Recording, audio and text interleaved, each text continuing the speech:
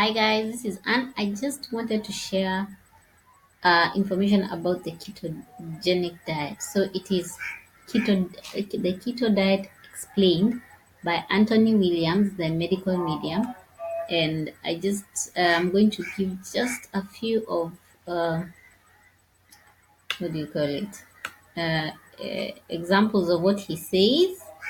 So I'll go forward and explain where there's a part where he talks about how all this started, how this diet started, and what happened. So I don't know if you'll be able to hear, but if not, I'll put a link to where this video is because it's on YouTube.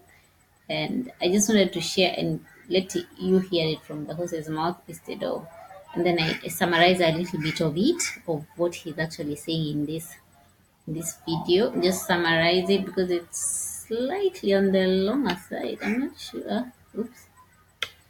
Slightly on the tremendous amount of information. I recommend you watch this over again. Drinking celery juice right here. Okay. Getting through it finally this morning. Just did an Insta Live too on the ketogenic diet. So we're going to talk about all of that. I'll just pause there because I want to take you fast forward to where I remember that was. That's somewhere around there. I'm so anti-sugar, so anti-carb. How did we get here? It's impossible to find a practitioner, a doctor, or somebody, or a health expert. You guys probably know this. You see this. It's impossible to find somebody that isn't anti-carb, that isn't anti-sugar. Am I right? It's impossible to actually find that. Somebody said I missed the Instagram live. Make sure you go and watch it just rewatch it for sure.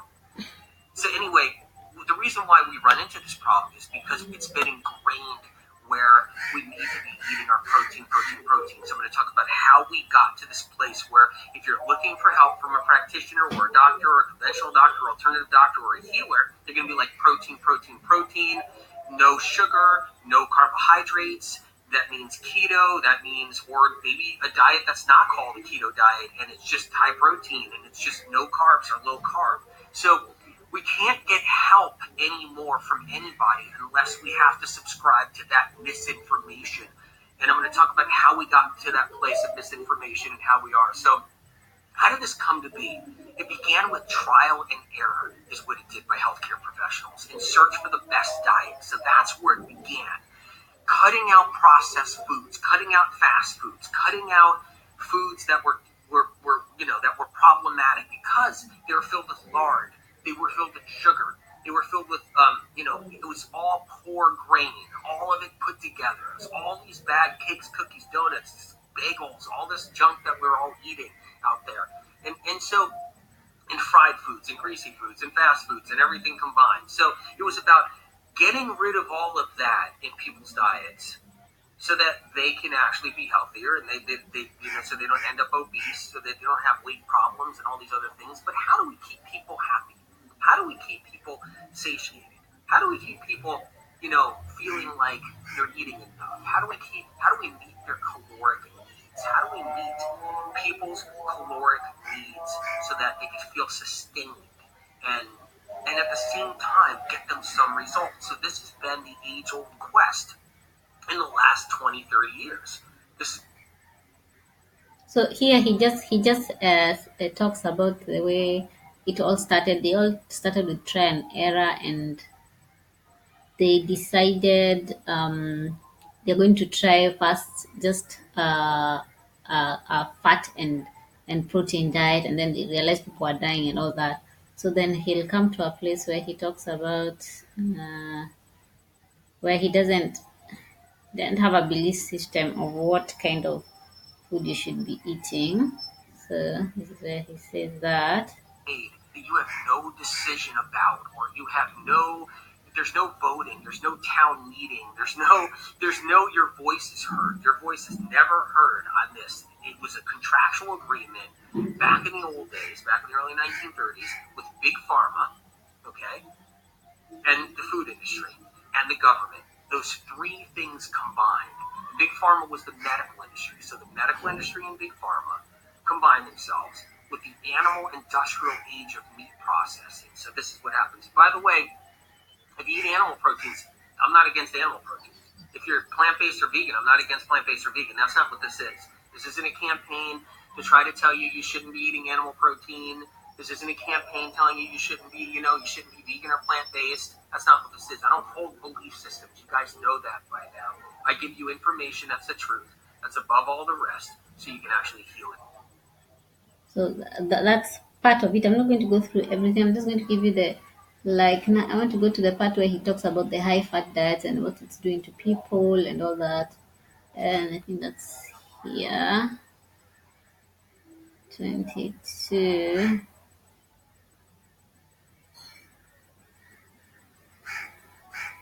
22:10.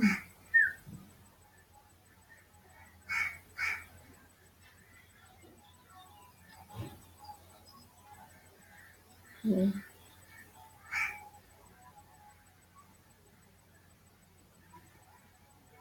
Because there were no plant-based foods in those high-fat trends. There weren't. See how incredible it is? So, the bottom line, somebody said the brain needs glucose, not fat. Correct, exactly. And if you want to learn about that more, Liver Rescue, get the medical medium Liver Rescue from Amazon and get the medical mediums. There he talks about the way actually the brain needs glucose. And I realized the time I started eating a loads of fat and loads of um, protein. But since he talks about the way if you're on a vegan diet, you can't be on ketosis because basically most of the foods you eat are all carbohydrates. They have every food has carbohydrates, has fat, and has sugar. So, but it has more high carbohydrates. So he talks about the way he explains the way the brain needs sugar. So he's telling you to, if you want to learn further, you read his books. I'll put a link to his Amazon books if you're really interested in that. But I needed to explain this, and I'll put also a link to this video that we are listening to now. But you just have to listen a little bit further. Celery juice. People are, so let's go into this a little bit. Why does the keto diet work for some people and not for others? Let's go into that a little bit. Okay, to begin with, it's working for some people when they go off of all of the processed foods, the heavy processed foods that have sugar and fat combined. It's sugar and fat combined that becomes the nemesis. That's the nemesis. That's the trouble. That's the enemy. It's sugar and fat combined. So what happens is when you're doing fats, like you're doing pork and rice, sugar and fat. When you're doing pizza, you're doing cheese and oil and bread with all that fat that's in the cheese and all the fat and the oil that's on the pizza. And you're doing fat and sugar combined is the problem. That's where diabetes occurs. That's where your A1C goes up. That's where you get insulin resistance. It's from filling your bloodstream up with all that fat and then eating sugar too at the same time. It's like having barbecue sauce on your fatty ribs. So when you have ribs, which is all your fat, your pork ribs or your beef ribs, that's all your fat. So when you have that and then you put your barbecue sauce on it, now you have fat and sugar. That's where the problem is. And that's what I was saying. It's like it's bread and butter. Bread, sugar, butter, fat. Put them together, and now you got insulin resistance. Now you got fat trapping sugar in the blood, not allowing sugar to attach and get into the cells. So you got the insulin resistance, you need the insulin, the whole bit. There's too much fat in the bloodstream. When we combined combinations of fats and sugars combined, that's what happens. So you get too much fat in your bloodstream, preventing sugar from entering cells. You end up with elevated A1C, insulin resistance, you end up with prediabetes, you end up with type 2 diabetes. So when we take sugar out completely, people start getting a little better. So back to what I was saying. Why does the ketogenic diet work for some people and not others? It's because they're getting less insulin resistance by removing all the sugars. But the sugars aren't the culprit. The sugars aren't the enemy, unless it's corn fructose sugar, unless it's just high fructose corn syrup. Unless it's literally corn syrup, that's different. Or if it's table sugar, that's different. Sugar is not the enemy. The body runs on sugar. So even though they remove the carb and the sugar out of that diet for the ketogenic person while they're actually doing their diet, and they're starting to get some results, and their A1C's dropping, and their sugars, then they're balancing, they're getting stable. and their insulin resistance is dropping and they're getting stable, it's not the answer. There's still a problem all underneath it all, and you're still going to get sick, and it's still going to get you in trouble down the road. Okay? Because the body runs on sugar, and it runs on sugar only. It doesn't run on fat. Sugar, carbs, fructose from fruit, glucose, which it all turns into in the end, is keeps us alive.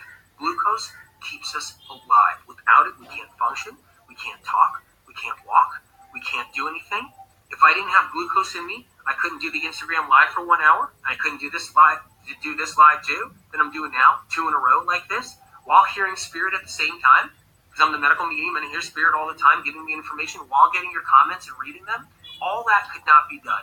And looking at a couple of my notes over here. Okay, there's something I have to clarify. If you've not heard of medical medium, he's a person who listens. He hears a voice that guides him to tell people what to eat. Yes, this might be a little bit woo for you, but basically what he talks about is what most people who are on things like, for example, for me, the vegan diet that I follow, they talk about, some talk about more fat, some talk about more carbohydrates. But I remember at the beginning when I started doing my vegan diet and I did it raw, I was doing just the way he's saying, sugar and yeah, sugar with a lot of greens, a lot of salads, and you lower your fat content. And it used to feel amazing. And recently when I changed, I started eating more nuts and things. The time I was feeling so sluggish, I didn't understand. Even sometimes I couldn't concentrate. I used to I was breaking down crying sometimes there. But yeah, but people don't tell you that. Don't tell you. They have seen some people explaining with the keto diet, the breath is so bad, the poo is really, really smelly because it's so high fat diet, and then you're overworking your liver. Your liver is two tasks. I mean, it's that you're overloading it with too much work to do because it's too much fat. So you have start having things like fatty liver. That's the other videos I've watched that he explains about it. But let's continue. Here, and drinking my celery juice, all of this can't be done without glucose to the brain. Glucose entering every brain cell, the glial cells in your brain. Glucose, and that's where it's all at, entering every single cell in the body. The body doesn't run on fat. If you remove someone's sugars altogether and you put them on fat alone, protein and fat alone, you will see them not only brain fog themselves to death, but literally it will be horrifying. The old keto diets of the day, back 15 years ago, annihilated a lot of people. It was so sad to see what happened. They went on meat only, meat, chicken, and turkey only. And they did that 3 times a day. Bacon, meat, chicken, turkey, pork, 3 times a day. And they wasted away. They got so sick, people went into coma sometimes because they lost their glucose to their brain cells. They lost the glucose to the cells in their body. So that's why the diets changed, and they had to actually bring in plant-based foods, and they had to actually bring in other foods. It's a misconception that protein and fat turns into sugar. So it's a misconception that when you're actually doing a ketogenic diet, that fat turns into sugar, that the metabolic rate, that the metabolic process in your body turns fat into sugar and energy. That is the worst misconception, and it goes to show you right there. Because if you're overweight, you can still die of starvation. If you're overweight. If someone is overweight and they have a lot of fat on their bodies and you take their food away for good, they will starve to death and die with fat on their body. It's the saddest thing ever because that fat does not dissolve to turn into sugar, to turn into energy back into cells. It's not possible. Fat is actually toxic that's on our body. It's filled with toxins. Fat traps toxins and poisons. And that's how we collect it and keep it inside our liver and inside our body. So when you actually start eating healthier and lowering your fat intake and cleaning your diet up, and you're exercising, and you're losing fat out of your body. You're losing fat out of your body. I talk about weight, losing weight and everything in Liver Rescue. Make sure you get the book. It disperses. It dissolves. It disperses. It actually dissolves and disperses, and you urinate it out. It doesn't turn into energy. It doesn't turn into anything usable. It can't turn into sugar, and then the sugar goes into your cells. It's not possible. The only sugar that can be turned into energy and put into your cells is sugar that you're eating. is a piece of fruit that you're eating, is a sweet potato that you're eating, is winter squash that you're eating, a butternut squash. It's the only way to get sugars into cells to sustain you, have you functioning, have you talking, all of that. Like the coconut water I drank this morning and the celery juice really doesn't have any sugar in it, but it's all mineral salts, but you need those mineral salts. That's critical too. And that's the other thing you need that to sustain yourself. I'll talk about that in a little while. Um, Okay, that's the information I had for the keto diet, which I thought was useful to share. If this you found this useful, if it resonated with you, that's fine. If it didn't, yeah, you do what works for you. I just thought I share because I think it was quite interesting that I used to do this before I decided to change and start trying more protein based, which is obviously vegan because I don't do any meat. So I hope this inspires you to read more and figure out this diet thing that is confusing us all. Yes. So yeah, that's it. Thanks for watching. Bye.